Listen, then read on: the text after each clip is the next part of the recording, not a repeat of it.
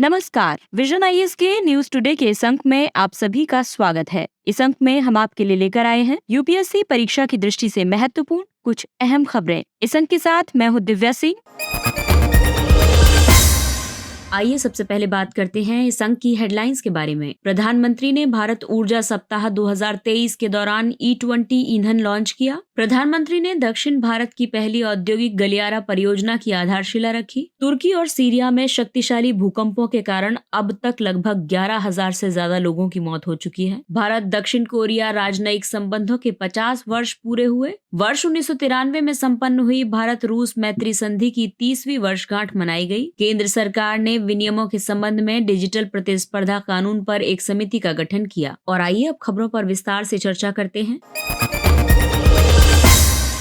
इस अंक की सबसे पहली खबर ऊर्जा क्षेत्र से संबंधित है। प्रधानमंत्री ने भारत ऊर्जा सप्ताह 2023 के दौरान E20 ईंधन लॉन्च किया। E20 ईंधन में 20% इथेनॉल और 80% पेट्रोल मिश्रित है। इसे अपने निर्धारित लक्ष्य से 2 वर्ष पहले लॉन्च किया गया है। अगले 2 वर्षों में इसे चरणबद्ध तरीके से पूरे देश में लागू कर दिया जाएगा। भारत ऊर्जा सप्ताह का आयोजन पेट्रोलियम और प्राकृतिक गैस मंत्रालय करता है। इसका उद्देश्य ऊर्जा संक्रमण के पावर हाउस के रूप में भारत की बढ़ती क्षमता को प्रदर्शित करना है। इथेनॉल मिश्रण एक मिश्रित मोटर वाहन ईंधन होता है। इसमें इथाइल अल्कोहल होता है। ये इथाइल अल्कोहल कम से कम 99% तक शुद्ध होता है। इसे कृषि उत्पादों से प्राप्त किया जाता है। ये विशेष रूप से गैसोलीन के साथ मिश्रित होता है। गन्ना आधारित कच्चे माल के अलावा मक्का और भारतीय खाद्य निगम के पास उपलब्ध अधिशेष चावल से भी इथेनॉल उत्पादन की अनुमति दी गई है। सरकार EBP कार्यक्रम संचालित कर रही है। इसमें तेल विपणन कंपनियां 10% इथेनॉल मिश्रित पेट्रोल बेचती हैं। पेट्रोल में औसतन 10% इथेनॉल के मिश्रण के लक्ष्य को जून 2022 में ही प्राप्त कर लिया गया था। इसी को देखते हुए पेट्रोल में 20% इथेनॉल मिश्रण के लक्ष्य प्राप्ति की निर्धारित अवधि को वर्ष 2030 की बजाय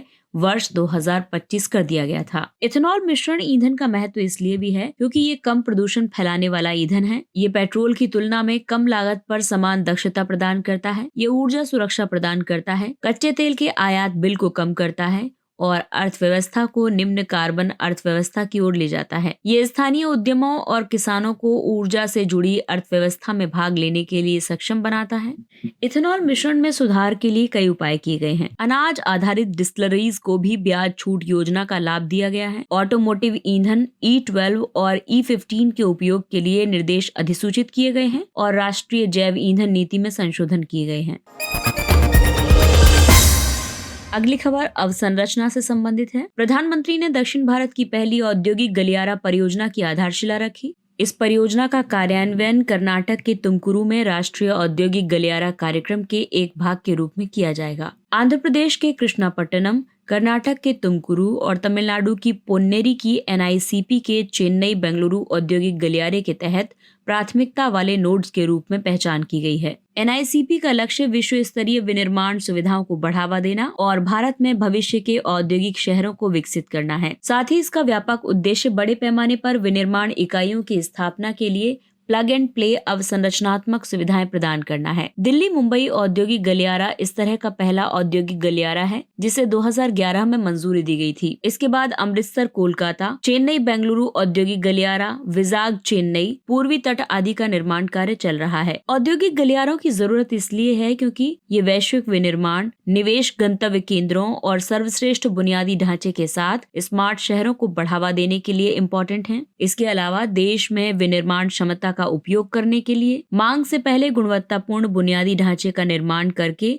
सकल घरेलू उत्पाद में विनिर्माण क्षमता के योगदान को बढ़ाने के लिए तथा औद्योगिक उत्पादन का विस्तार करने, रोजगार के अवसर बढ़ाने, कार्यबल के लिए बेहतर रहन सहन और सामाजिक सुविधाएं प्रदान करने के लिए औद्योगिक गलियारों का निर्माण बेहद जरूरी है। NICP की मुख्य विशेषताओं की बात करें तो इसके तहत विनिर्माण इकाइयों को तत्काल आवंटन के लिए भूमिखंड विकसित किए जाते हैं। पर्यावरण मंजूरी सहित वैधानिक मंजूरियां पहले से ही ली जा रही हैं। एकीकृत विकास के लिए राष्ट्रीय औद्योगिक गलियारा विकास और कार्यान्वयन ट्रस्ट की स्थापना की गई है। राष्ट्रीय अवसंरचना पाइपलाइन का हिस्सा बनाने वाले 11 गलियारों के तहत 4 चरणों में 32 परियोजनाएं संचालित की जा रही हैं। DMIC यानी दिल्ली मुंबई औद्योगिक गलियारा, अमृतसर कोलकाता औद्योगिक गलियारा, चेन्नई बेंगलुरु औद्योगिक गलियारा, विजाग चेन्नई औद्योगिक गलियारा, बेंगलुरु मुंबई औद्योगिक गलियारा, ओडिशा आर्थिक गलियारा, हैदराबाद नागपुर औद्योगिक गलियारा, हैदराबाद वारंगल औद्योगिक गलियारा, हैदराबाद बेंगलुरु औद्योगिक गलियारा, कोयम्बटूर के माध्यम से CBIC का कोच्चि तक विस्तार, इसके अलावा दिल्ली नागपुर औद्योगिक गलियारा।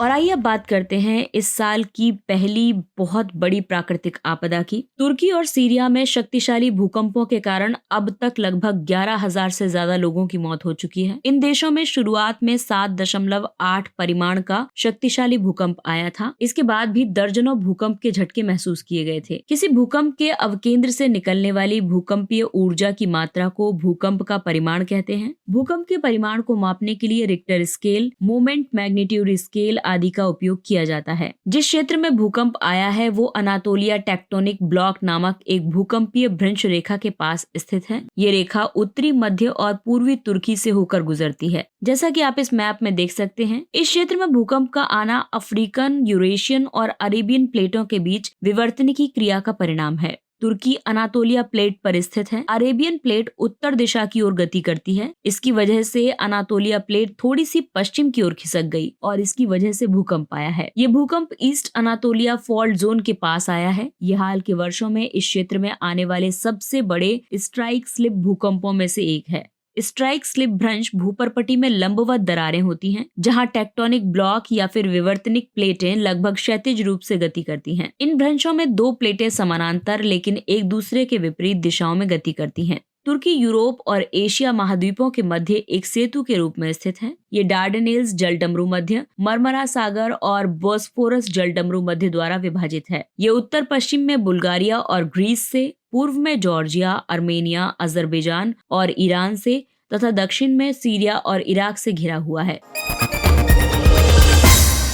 और आइए अब बात करते हैं द्विपक्षीय संबंधों की। भारत दक्षिण कोरिया राजनयिक संबंधों के 50 वर्ष पूरे हो गए हैं। दोनों देशों के बीच आपसी संबंधों की शुरुआत वर्ष 1962 में द्विपक्षीय कॉन्सुलर संबंधों के साथ हुई थी। बाद में वर्ष 1973 में इन्हें राजनयिक संबंधों के रूप में अपग्रेड किया गया था। भारत और दक्षिण कोरिया के बीच सहभागिता के प्रमुख क्षेत्रों की बात करें तो दोनों देशों ने 2010 में रणनीतिक साझेदारी पर हस्ताक्षर किए थे। इस साझेदारी को वर्ष 2015 में विशेष रणनीतिक साझेदारी के रूप में अपग्रेड किया गया था। रक्षा सहयोग इस साझेदारी के केंद्र में है। आपको बता दें कि 1 जनवरी 2010 को दोनों देशों के बीच व्यापक आर्थिक भागीदारी समझौता लागू हुआ था। वर्ष 2011 में दोनों देशों के बीच असैन्य परमाणु ऊर्जा सहयोग समझौता संपन्न हुआ था। वर्ष 2022 में दोनों देशों के बीच व्यापार 27.8 अरब डॉलर के अब तक के उच्च स्तर पर पहुंच गया था। वर्ष 2030 तक इसे 50 अरब डॉलर तक पहुंचाने का लक्ष्य निर्धारित किया गया था। भारत में कोरियाई निवेश को बढ़ावा देने और सुविधा प्रदान करने के लिए कोरिया प्लस पहल आरंभ की गई है। वहीं सांस्कृतिक संबंधों की बात करें तो भारत और कोरिया गणराज्य बौद्ध धर्म के माध्यम से सांस्कृतिक और नातेदारी रूप से जुड़े हुए हैं। 13वीं शताब्दी में लिखे गए सामगुप युसा के अनुसार अयोध्या की एक राजकुमारी ने कोरिया में गया कन्फेडरेसी के राजा किम सुरो से विवाह किया था और 48 ईस्वी में क्वीन हूर यानी हियो हुआक ओक बन गई थी। इसके अलावा अन्य संबंध भी हैं। दोनों देशों के बीच फॉरेन ऑफिस और रक्षा मंत्रालय के सचिव और उप सचिव के स्तर पर पहली 2+2 वार्ता वर्ष 2021 में आयोजित की गई थी। भारत की एक्ट ईस्ट नीति और दक्षिण कोरिया की न्यू साउदर्न पॉलिसी को एक दूसरे की संपूरक बनाया गया है। और अगली खबर भारत रूस मैत्री संधि पर आधारित है। ये संधि वर्ष 1993 में हुई थी, यानी कि वर्ष 2023 में इसके 30 साल पूरे हो चुके हैं। वर्ष 1993 की मित्रता और सहयोग की संधि ने भारत और सोवियत संघ के बीच 1971 में संपन्न हुई शांति, मित्रता और सहयोग की संधि का स्थान लिया था। उल्लेखनीय है कि वर्ष 1991 में सोवियत संघ के विघटन के साथ ही 1971 की संधि भी प्रासंगिक नहीं रह गई थी। इसलिए रूस के साथ मैत्रीपूर्ण संबंधों को आगे बढ़ाने के लिए 1993 में एक नई मैत्री संधि की गई थी। भारत और रूस के बीच सहयोग के प्रमुख क्षेत्रों की बात करें तो ये काफी विविध है, यानी कि इसमें काफी डाइवर्सिफिकेशन है। सबसे पहले बात करते हैं राजनीतिक संबंधों की। वर्ष 2000 की रणनीतिक साझेदारी के बाद से भारत के प्रधानमंत्री और रूसी राष्ट्रपति के बीच वार्षिक शिखर सम्मेलन सर्वोच्च संस्थागत संवाद तंत्र है। इस रणनीतिक साझेदारी को वर्ष 2010 में विशेष और विशेषाधिकृत रणनीतिक साझेदारी के रूप में अपग्रेड किया गया था। 2+2 मंत्री स्तरीय वार्ता विदेश और रक्षा के क्षेत्र में आयोजित की जाती है। और दूसरा प्रमुख क्षेत्र है रक्षा। रूस भारत की व्यापक रक्षा सामग्रियों का एक प्रमुख आपूर्तिकर्ता है। इनमें S-400 मिसाइल प्रणाली, INS विक्रमादित्य आदि प्रमुख हैं। साथ ही दोनों देशों ने संयुक्त रूप से ब्रह्मोस मिसाइल का भी निर्माण किया है। इसके अलावा अंतर्राष्ट्रीय या बहुपक्षीय सहयोग की बात करें तो रूस संयुक्त राष्ट्र सुरक्षा परिषद में भारत के स्थायी सदस्यता के दावे का समर्थन करता है। ब्रिक्स, शंघाई सहयोग संगठन, INSTC यानी कि अंतर्राष्ट्रीय उत्तर दक्षिण परिवहन गलियारा और इसी तरह अंतर्राष्ट्रीय बहुपक्षीय संगठनों और कनेक्टिविटी परियोजनाओं में दोनों देशों की सक्रिय भागीदारी है। इसके अलावा व्यापार और आर्थिक क्षेत्र की बात करें तो वित्त वर्ष 2021-22 में दोनों देशों के बीच $13.2 बिलियन का द्विपक्षीय व्यापार था। वर्ष 2025 तक द्विपक्षीय निवेश को $50 अरब और द्विपक्षीय व्यापार को $30 अरब तक बढ़ाने का लक्ष्य रखा गया है। इसके अलावा अन्य सेवाओं की बात करें तो दोनों देश परमाणु ऊर्जा, कुडनकुलम संयंत्र, अंतरिक्ष विज्ञान और प्रौद्योगिकी आदि के क्षेत्र में मजबूत संबंधों को साझा करते हैं। केंद्र सरकार ने विनियमों के संबंध में डिजिटल प्रतिस्पर्धा कानून पर एक समिति का गठन किया है। इस समिति की अध्यक्षता कॉर्पोरेट कार्य मंत्रालय के सचिव करेंगे। ये समिति डिजिटल अर्थव्यवस्था से उभरने वाली चुनौतियों से निपटने में अलग अलग विनियामक पहलुओं की जांच करेगी। डिजिटल अर्थव्यवस्था से मतलब है आर्थिक गतिविधियों की एक विस्तृत श्रृंखला जो उत्पादन के प्रमुख कारकों के रूप में डिजिटल सूचना और ज्ञान का उपयोग करती है।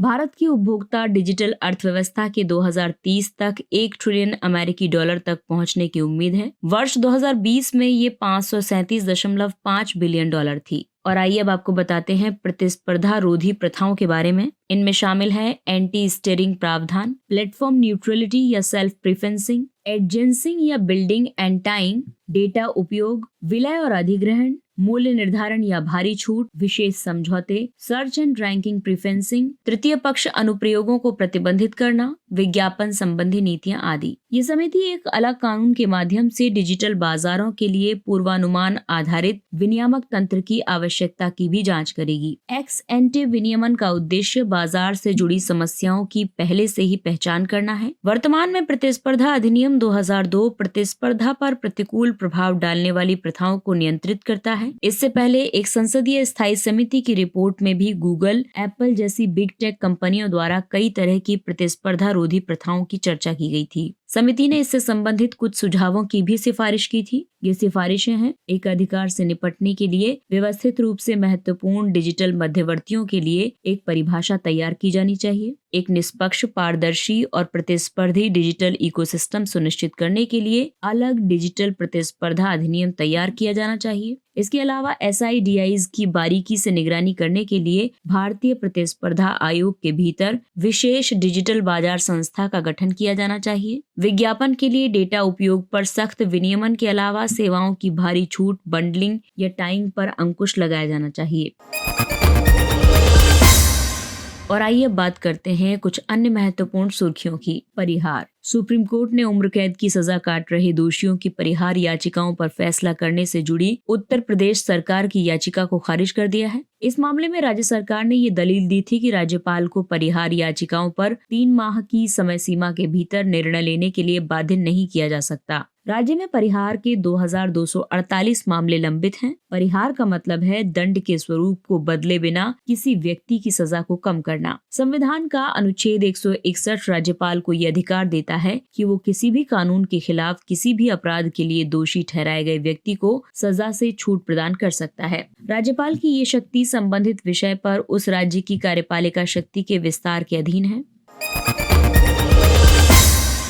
व्यापार और प्रौद्योगिकी परिषद। भारत यूरोपीय संघ अपने संबंधों को रणनीतिक भागीदारी के रूप में मजबूत कर रहे हैं। इस प्रयास के तहत दोनों पक्षों ने कई विषयों पर भारतीय यूरोपीय संघ TTC के अंतर्गत 3 कार्य समूहों का गठन किया है। रणनीतिक प्रौद्योगिकी, डिजिटल गवर्नेंस और डिजिटल कनेक्टिविटी, हरित और स्वच्छ ऊर्जा प्रौद्योगिकियां तथा तीसरा है व्यापार, निवेश और लोचशील मूल्य श्रृंखला। टीटीसी यानी व्यापार और प्रौद्योगिकी परिषद एक रणनीतिक समन्वय तंत्र है। ये तंत्र दोनों भागीदारों को व्यापार, विश्वसनीय प्रौद्योगिकी और सुरक्षा संबंधी गठजोड़ में चुनौतियों से निपटने में सक्षम बनाता है। इसके अलावा ये इन क्षेत्रों में भारत यूरोपीय संघ के द्विपक्षीय संबंधों को मजबूती भी प्रदान करता है। ये भारत के लिए इस तरह का पहला तंत्र है। साथ ही संयुक्त राज्य अमेरिका यूरोपीय संघ व्यापार और प्रौद्योगिकी परिषद के बाद यूरोपीय संघ के लिए दूसरा तंत्र है। भारत यूरोपीय संघ टीटीसी को अप्रैल 2022 में लॉन्च किया गया था।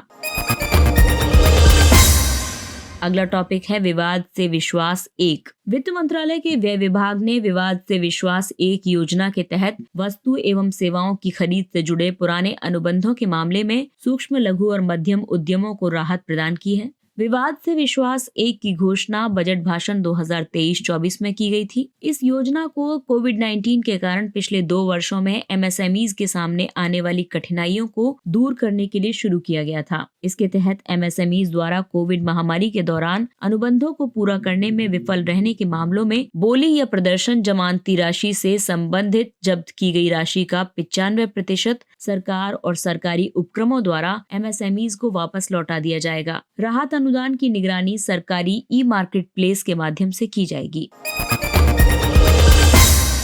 अगला टॉपिक है विशिष्ट कृषि उत्पादों के लिए परिवहन और विपणन सहायता। केंद्रीय बजट 2023-24 में ट्रांसपोर्ट एंड मार्केटिंग असिस्टेंस यानी टीएमए के लिए आवंटित राशि में कटौती करते हुए इसे मात्र 1 लाख रुपए तक सीमित कर दिया गया है। टीएमए योजना को 2019 में शुरू किया गया था। इस योजना का उद्देश्य माल ढुलाई के अंतर्राष्ट्रीय घटक के लिए सहायता प्रदान करना है। इससे कृषि उत्पादों का निर्यात करने वाले भारतीयों द्वारा सामना की जाने वाली उच्च माल ढुलाई लागत के नुकसान को कम किया जा सकेगा। इस योजना को वाणिज्य मंत्रालय के अधीन शुरू किया गया था। विदेश व्यापार नीति के अनुसार प्रासंगिक निर्यात संवर्धन परिषद में विधिवत रूप से पंजीकृत पात्र कृषि उत्पादों के सभी निर्यातक इस योजना के अंतर्गत आते हैं।